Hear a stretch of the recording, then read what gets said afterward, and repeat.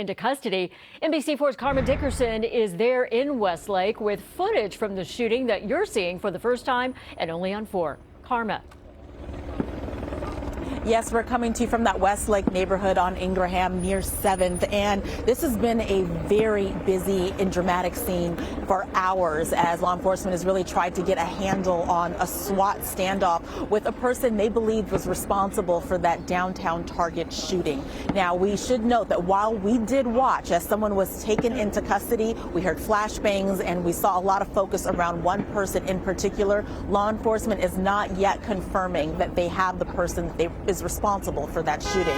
But earlier today, we were out talking with police. We were talking with witnesses from that dramatic shooting that unfolded last night in a busy shopping center. And here's what we found.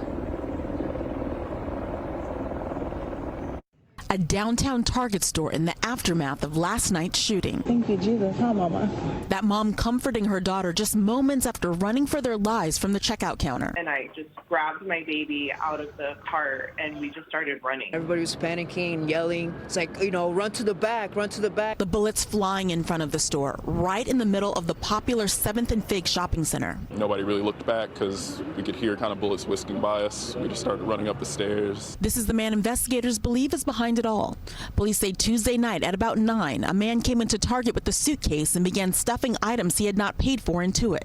As he was leaving, a Target loss prevention officer and shopping center security guard tried to stop him. During that scuffle, the suspect produced a pistol and fired indiscriminately, shooting 2 people. The 33-year-old armed security guard was treated and released from the hospital this morning. The 45-year-old unarmed Target loss prevention officer remains in the hospital. We do want to mention that one of the armed security officers wearing a marked uniform also fired back, so that this was a gunfight. We don't know if the suspect was hit.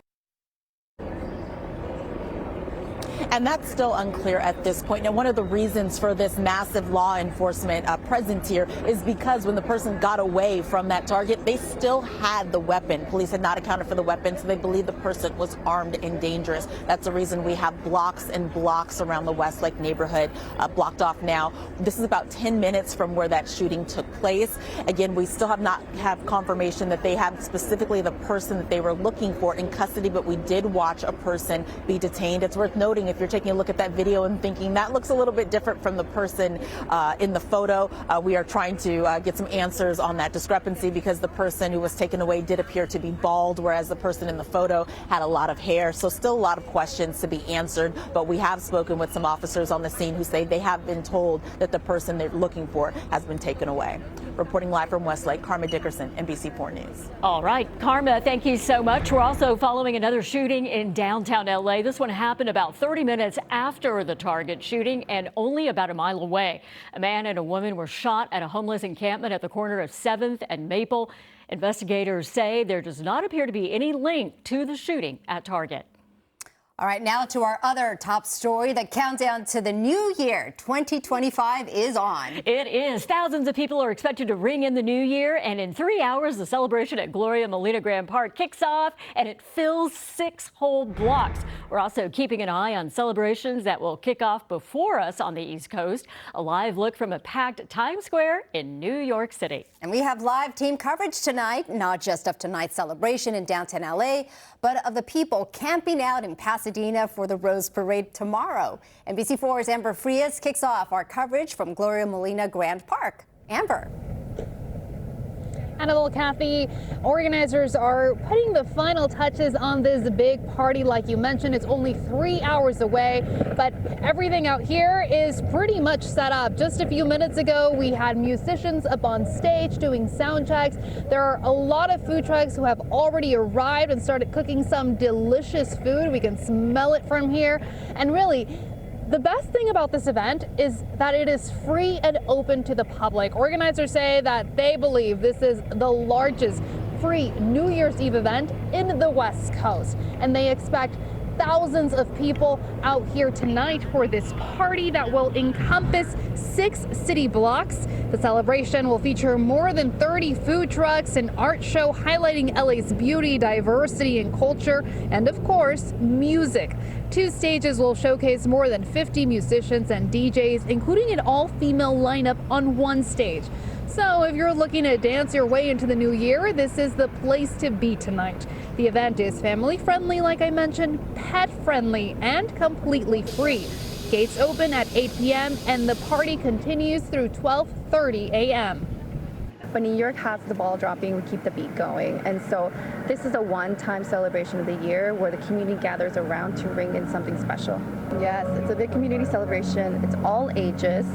And, you know, this is the way that we can all gather here at the park. We have seen celebrations such as the Dodgers World Series parade, and now we have the biggest celebration of the West Coast. So LA is celebrating in style, and it's a big, big moment for all of us. Yeah, and as for parking, if you're thinking of heading down here, parking will be available at the Music Center garage at the Disney Concert Hall for $10 per car, but you are encouraged to use public transportation tonight, and the Metro is offering free rides all night long up until 3:30 a.m. tomorrow. Live in downtown LA, Amber Frias, NBC4 News. I can feel the excitement growing. All right, thank you so much, Amber. Well, the floats are finally ready, and it's already starting to get packed with people along Colorado Boulevard in Pasadena as the excitement builds ahead of the 136th Rose Parade. NBC4's Annette Ariella is live in Pasadena along the parade route where people are camping out to grab their seat for tomorrow's show. Hey, Annette. They're nice ones. Hey, good afternoon, Kathy. Hello, everyone. You know, the sun is setting. I'm hanging out with my new best friends who've adopted me. We got pizza, we got cuties, chips, hot drinks, cold drinks, and we've basically determined that you need three things in order to hang out here and have a really good time while you're glamping on Colorado Boulevard and throughout the parade route. You need friends, you need family, and you need food. That's right, because you gotta do something while you wait for midnight and, of course, for all the floats to be coming down here tomorrow morning. Take a look. Volunteers putting in those last-minute touches before Judgment Day. They have 5 minutes or so on each float. They're timed. There's a bell that rings. They have clipboards and notebooks on what things that they're looking for. After months of preparation and meticulous work, this year's 39 floats are finally rolling out, waiting for a trio of Rose Parade judges to award the top prizes. They may be looking for animation. They may be looking for best use of roses. They may be looking for best depiction of life in California. A total of 20 awards are up for grabs. And with less than 24 hours till showtime, the crowds are already clamoring to see these masterpieces up and close. We came all the way from Kansas City just to do this, so it's been a really, great trip and just fun to see it all come together. Meantime, along the parade route, revelers are starting to show up, and for many, comfort is a must, especially when camping out. What's a must? Well, definitely having comfy chairs, definitely having lots of coffee, hot chocolate for the night, and barbecue going. It's gonna get cold. Are you ready? Yeah, I'm good. I have a warm and a sweater. Where does your spot begin and where does it end? It's tree over here. We'll fill the spot. Lots of family, lots of tradition. For the past 5 decades, the Gotti family has been sitting in the same front row spot. My dad used to do it. Now we come with my mother, and we all make sure that we spend this time with my mom. Making lasting memories with every generation, because in Pasadena, ringing in the new year out here is just part of life. Happy New Year!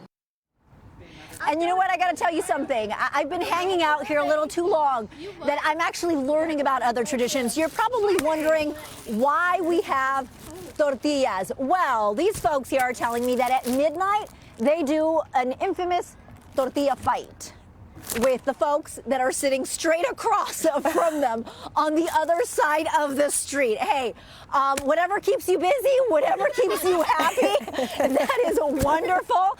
You got to make the hours go by quickly because then you just start freezing, right? The cold sets in really, really quickly. And for folks who aren't out here having tortilla fights and living it up and want to see the floats, you certainly can because they are going to be out on display through Friday afternoon afternoon at Victory Park, just north of our location here in Pasadena. $25 to enter and have a good time and still see these magnificent floats. So there you have it. I will stick around. I'll stick to the pizza. Yeah, because they promised me a slice.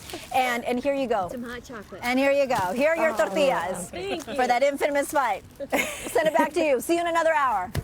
Pizza, hot chocolate. I mean, I thought they were going to be making quesadillas with those tortillas, Right? but okay, all right, No. great. No. There's a party there. I love it. Thanks, Annette. Happy New Year to you.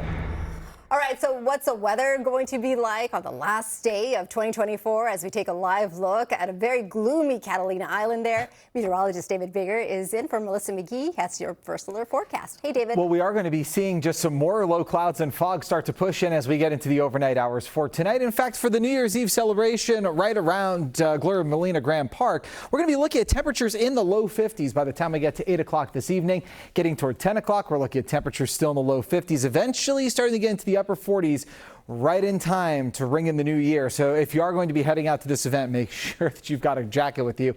It'll be pretty chilly overnight. All the fireworks, though, that are going to be going off are leading to a particular